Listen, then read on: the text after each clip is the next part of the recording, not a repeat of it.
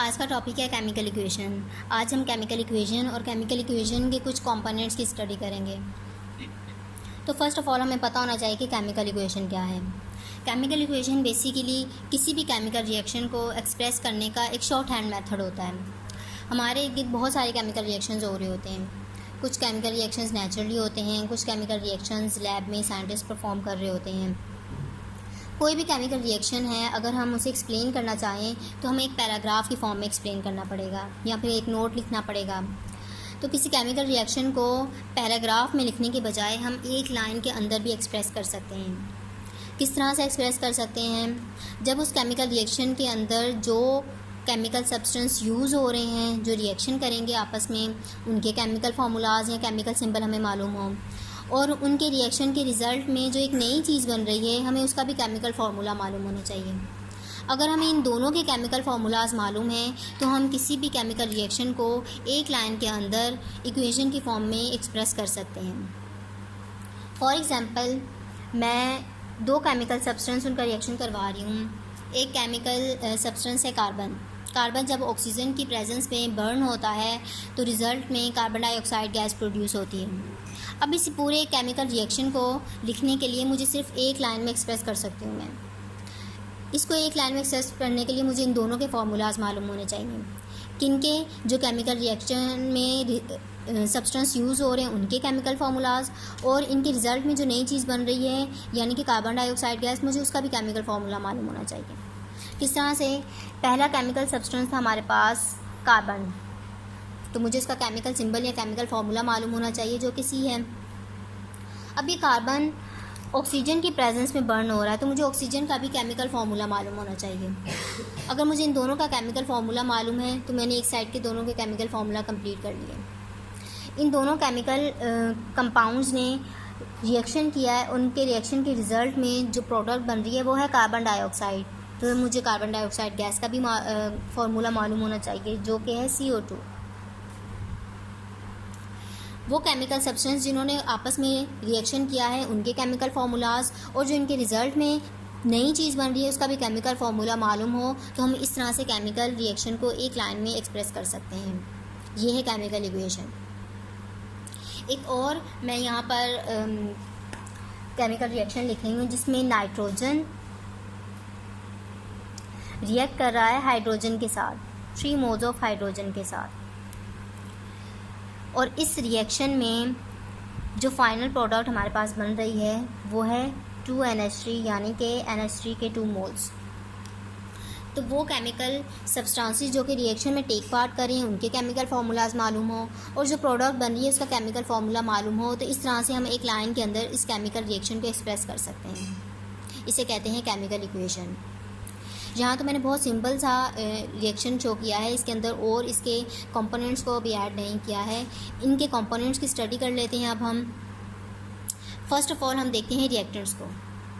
ये chemical equation है जिसके दोनों साइड्स पर केमिकल सब्सटेंसेस हैं और दरमियान में एरो शो किया हुआ है। इस एरो के लेफ़्ट साइड पर जो जो केमिकल सब्सटेंसेस मौजूद हैं उन्हें हम कहते हैं रिएक्टेंट्स। वो केमिकल सब्सटेंसेस जो कि रिएक्शन में टेक पार्ट करते हैं और आपस में रिएक्शन करके नई चीज़ बनाते हैं उन्हें हम कहते हैं रिएक्टेंट्स। तो हम यहाँ पर लिख देते हैं रिएक्टेंट्स क्या है? Substances which are reacting with each other.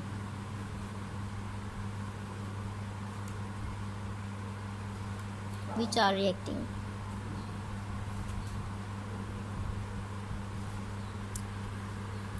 इस एरो की लेफ़्ट साइड पर जो जो केमिकल कंपाउंड्स या जो जो केमिकल सब्सटेंसेस मौजूद होते हैं जो आपस में रिएक्शन करते हैं उन्हें हम कहते हैं reactants.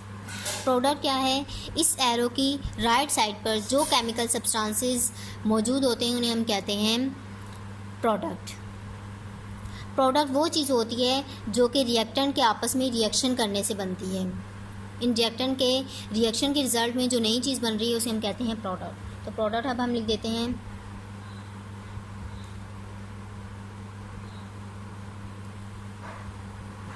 substances formed by the reaction।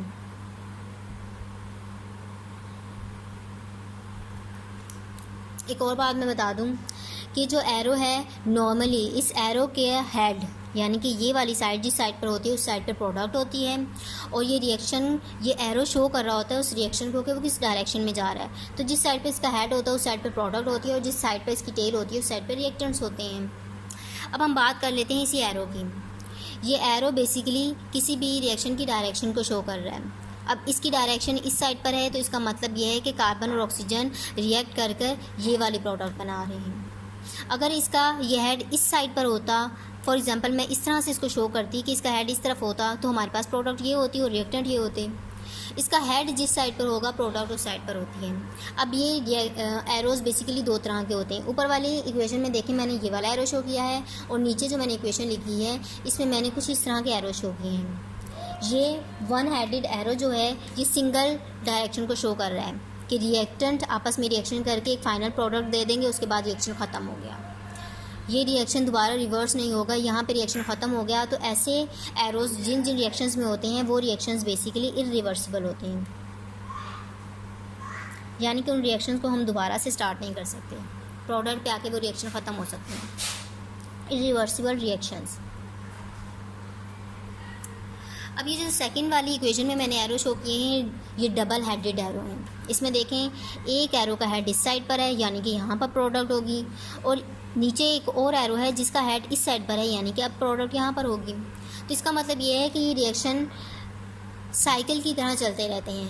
पहले देखें नाइट्रोजन हाइड्रोजन ने रिएक्शन किया, ये डायरेक्शन है इसकी, तो इन्होंने अमोनिया बना दी, प्रोडक्ट क्या बन गई, अब अमोनिया। अब दूसरा एरो क्या है, यहाँ पर इस साइड पर है। अब अमोनिया क्या होगी, डीकम्पोज होके अब इस साइड पर हेड आ रहा है, तो प्रोडक्ट यहाँ पर होगी, नाइट्रोजन एंड हाइड्रोजन बना रहे हैं। तो इस तरह से पहले नाइट्रोजन हाइड्रोजन ने रिएक्शन किया, अमोनिया बनाई, अब रिवर्स होके दोबारा नाइट्रोजन हाइड्रोजन बना रहे हैं, फिर रिवर्स होके दोबारा नाइट्रोजन बना रहे हैं। तो ये एक साइकिल चलता रहता है। तो ऐसे रिएक्शन जिनमें एक साइकिल चलता रहता है, रिएक्शन रिवर्स होते रहते हैं, वहाँ पर ये वाले एरोज शो किए जाते हैं, इन्हें कहा जाता है डबल हेडेड एरोज। और ये रिएक्शन रिवर्सिबल रिएक्शंस कहलाते हैं क्योंकि रिवर्स हो रहे हैं।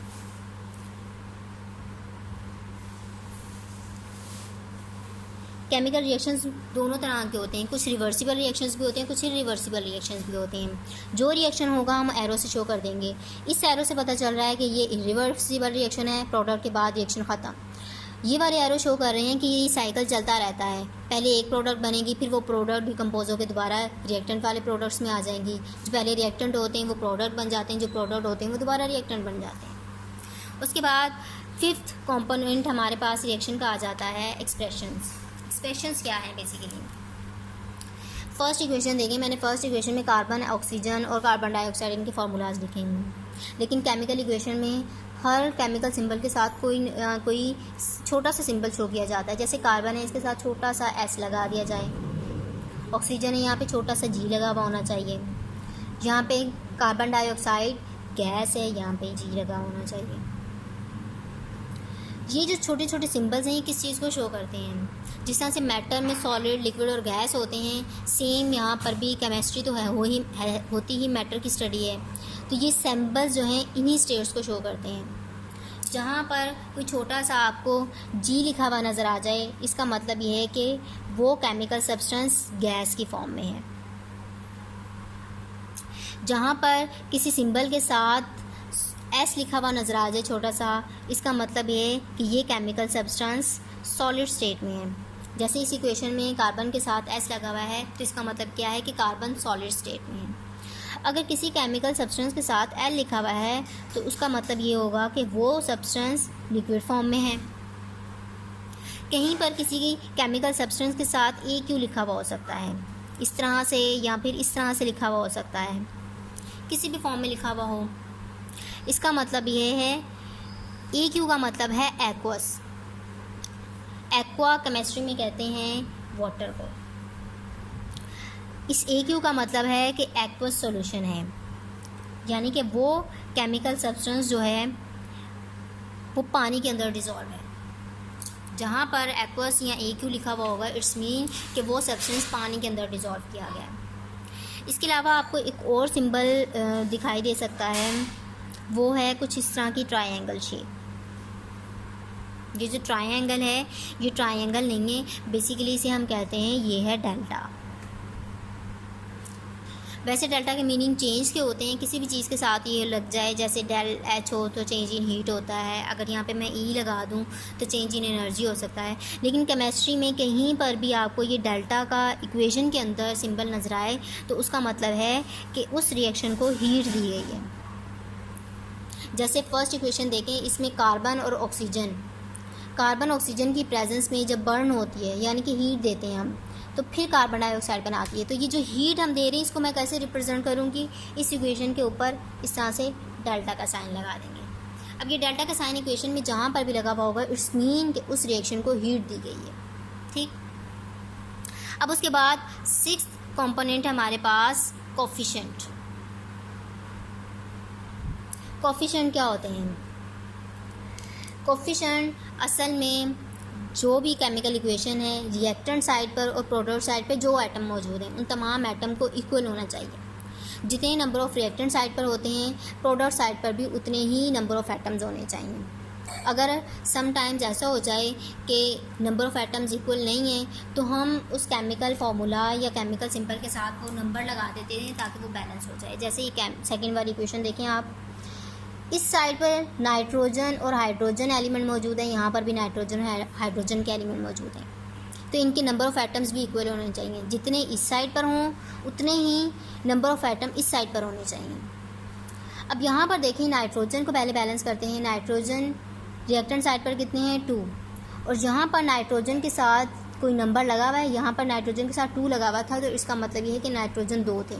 अब यहाँ पे नाइट्रोजन के साथ कोई नंबर लगा हुआ है? नहीं लगा हुआ, इट्स मीन कि यहाँ पे नाइट्रोजन 1 है यहाँ पर, यानी कि नाइट्रोजन 1 था।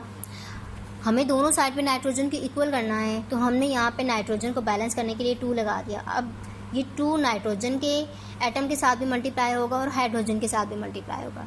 नाइट्रोजन कितने थे? 1, 2 1 जा 2, नाइट्रोजन कितने हो गए? 2, यहाँ पर भी नाइट्रोजन 2 बैलेंस हो गया, ये हमने एक नंबर लगाया यहाँ पर। अब हाइड्रोजन यहाँ पर कितने हैं? 3, हाइड्रोजन के साथ लगा हुआ है 3, ये 3 2 के साथ मल्टीप्लाई होगा, 3 2 जा 6, हाइड्रोजन टोटल कितने हो जाएंगे? 6। लेकिन हमारे पास इस साइड पर हाइड्रोजन कितने थे ये नंबर लगाने से पहले? हमारे पास हाइड्रोजन के साथ 2 लगा हुआ था, इसका मतलब हाइड्रोजन 2 थे। हमने हाइड्रोजन को इस साइड पर 6 थे तो इस साइड पर भी 6 करने के लिए 3 लगा दिए, 3 2 जा 6। तो ये जो नंबर हम बैलेंस करने के लिए एटम्स को लगा रहे हैं, जैसे यहाँ पर हमने 2 लगाया है, यहाँ पर हमने 3 लगाया है, सिर्फ नंबर ऑफ़ एटम्स को बैलेंस करने के लिए, इन्हें कहते हैं कोफिशिएंट। ये कोफिशिएंट का जो नंबर है वो हम 2 भी लिख सकते हैं, 3 भी हो सकता है, 4 भी हो सकता है, एट्सेट्रा, जो भी नीड है अकॉर्डिंग टू एटम बैलेंस करने के लिए। अगर हमें यहाँ पे 6 लगाना पड़ जाए तो हम 6 भी लगा सकते हैं। जो नंबर हम एटम को बैलेंस करने के लिए एटम फार्मूला के साइड पर लगाते हैं उसे हम कहते हैं कोफिशिएंट। अब उसके बाद हम इसका लास्ट वाला कंपोनेंट स्टडी करते हैं। Last component of chemical equation है कंडीशंस। जितने भी केमिकल रिएक्शंस होते हैं उन केमिकल रिएक्शंस में रिएक्टेंट और प्रोडक्ट के अलावा कुछ ना कुछ कंडीशन भी अप्लाई करना पड़ती है। समटाइम्स उस रिएक्शन को हीट देना पड़ती है तब वो रिएक्शन प्रोसीड होता है। समटाइम्स उस केमिकल रिएक्शन के अंदर हमें कोई टेम्परेचर, स्पेसिफिक टेम्परेचर मेंटेन करना पड़ता है, उसे भी लिखना पड़ता है, और कोई प्रेशर मेंटेन कर रहे हैं तो उसे भी लिखना पड़ रहा है। इसके अलावा अगर उस केमिकल रिएक्शन के अंदर कोई हम और कंपाउंड ऐड कर रहे हैं ताकि रिएक्शन स्लो या फास्ट हो जाए तो हम उन सारी चीज़ों को किस तरह से एक इक्वेशन के अंदर लिखेंगे वो हम देख लेते हैं। तो फर्स्ट अगर हम कंडीशन की बात करते हैं तो पहली कंडीशन की हम बात कर लेते हैं। फर्स्ट कंडीशन आ जाती है हमारे पास हीट की। हम हीट दे रहे हैं, अगर किसी भी केमिकल कंपाउंड को हम हीट दे रहे हैं तो मैंने पहले भी बताया था कि हम ये वाला डेल्टा का सिंबल यूज़ करते हैं। फॉर एग्ज़ाम्पल हमने एक कंपाउंड लिया है जो कि है CaCO3।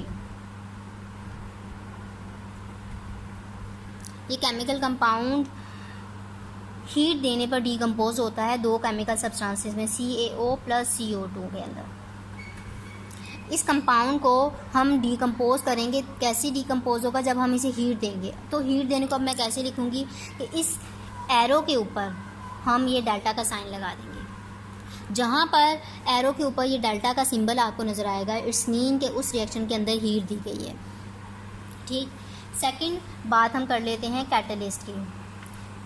कैटलिस्ट असल में ऐसे केमिकल कंपाउंड होते हैं जो कि किसी भी केमिकल रिएक्शन के अंदर उसको सिर्फ स्लो या फास्ट करने के लिए डाले जाते हैं। वो खुद केमिकली रिएक्ट नहीं करते, सिर्फ केमिकल रिएक्शन को या स्लो करते हैं या फास्ट करते हैं। फॉर एग्ज़ाम्पल हम एक केमिकल रिएक्शन ले लेते हैं नाइट्रोजन और हाइड्रोजन। जब ये दोनों केमिकल कंपाउंड आपस में रिएक्शन करते हैं तो उनके रिएक्शन के रिज़ल्ट में जो हमारे पास प्रोडक्ट बनती है वो 2 मोल ऑफ अमोनिया बनती है। तो इसके अंदर हम इस रिएक्शन को मेंटेन करने के लिए एक कंपाउंड डालते हैं जो कि है Fe2O3। तो इस Fe2O3 को मैं यहाँ पर इस इक्वेशन के जो एरो है इसके ऊपर लिख दूँगी। कोई भी कंडीशन अप्लाई कर रहे हो हम उसे हमेशा एरो के ऊपर ही लिखते हैं, एरो के ऊपर या एरो के नीचे वाली साइड पर लिखते हैं। एरो की साइड पर ही लिखते हैं, दाएं बाएं कहीं पर नहीं लिखते। हमने कैटलिस्ट यूज़ किया, हमने वो यहाँ पर लिख दिया। अब इसी इक्वेशन को हम देखेंगे और इसमें एक थर्ड चीज़ अप्लाई करेंगे, वो है टेम्परेचर। किसी भी रिएक्शन को प्रोसीड करने के लिए समटाइम्स हमें टेम्परेचर भी मेंटेन करना पड़ता है कि एक स्पेसिफिक टेम्परेचर के अंदर ही वो रिएक्शन होता है। अगर उस टेम्परेचर से कम होगा टेम्परेचर तो भी रिएक्शन नहीं प्रोसीड होगा, अगर ज़्यादा टेम्परेचर हो जाएगा तो भी केमिकल रिएक्शन प्रोसीड नहीं होता। तो वो ख़ास स्पेसिफिक टेम्परेचर क्या होता है, अगर हमें उसे भी लिखना पड़ जाए तो हम उसे भी केमिकल इक्वेशन के अंदर ही मेनटेन कर सकते हैं, लिख सकते हैं। किस तरह से कि ये फर्स्ट वाली जो मैंने इक्वेशन लिखी है मैं इसी को लिख देती हूँ यहाँ पर। जैसे हमने नाइट्रोजन और हाइड्रोजन का ही रिएक्शन किया है, वैसे मैं ऊपर ही लिख देती लेकिन मैं यहाँ पे अलग से लिख रही हूँ। 2 मोल ऑफ अमोनिया बना रहा है, यानी कि अमोनिया के 2 मॉलिक्यूल हैं। यहाँ पर हमने कैटलिस्ट यूज़ किया था Fe2O3। अब हमें टेम्परेचर भी लिखना है तो मैं यहाँ पर अगर जगह हो तो यहाँ पर भी लिख सकती हूँ, नहीं तो मैं नीचे वाली साइड पर लिख देती हूँ। हमें टेम्परेचर मेंटेन करना होता है इसका 400 to 450 डिग्री C, तो मैंने यहाँ पर लिख दिया। जगह है आप ऊपर लिख दें, नहीं तो आप नीचे वाली साइड पर लिख दें, लेकिन लिखना आपको एरो की साइड पर ही है। इसी तरह से अगर आपको कोई प्रेशर मेंटेन करना है तो आप वो प्रेशर भी यहाँ पर लिख सकते हैं। लिखना आपको यहीं पर है, क्या चीज़ लिखना चाह रहे हैं। नंबर 4 मैं यहाँ पर लिख देती हूँ प्रेशर। जो प्रेशर लिखना हो वो भी हम एरो की साइड पर लिख सकते हैं। तो ये कुछ कंडीशंस हैं, इसके अलावा भी कंडीशंस हो सकती हैं। वटेवर कौन सी कंडीशन है लिखनी आपको एरो के ऊपर या एरो के नीचे वाली साइड पर है। हीट है, हीट का सिंबल जहाँ पर आएगा इट्स मीन कि इस रिएक्शन में हीट दी गई है, सिंबल आप उसका यूज़ करेंगे डेल्टा का। कैटलिस्ट यूज़ किया है हमने तो कैटलिस्ट को भी हम एरो की साइड पर लिखेंगे। टेम्परेचर, प्रेशर वगैरह कुछ भी है तो हम उसको एरो के ऊपर या एरो के नीचे ही लिख सकते हैं। अब ये सारी चीज़ें मैंने तो अलग अलग इक्वेशन के अंदर आपको बताया है। आप इन तमाम की तमाम चीज़ें अगर किसी एक केमिकल रिएक्शन के अंदर आ रहे हैं तो आप इसको केमिकल रिएक्शन में इस एरो के ऊपर या नीचे ही शो करेंगे। तो ये आज का टॉपिक था केमिकल इक्वेशन, इसके कंपोनेंट्स। आई होप आपको इसके कंपोनेंट्स समझ में आ गए होंगे।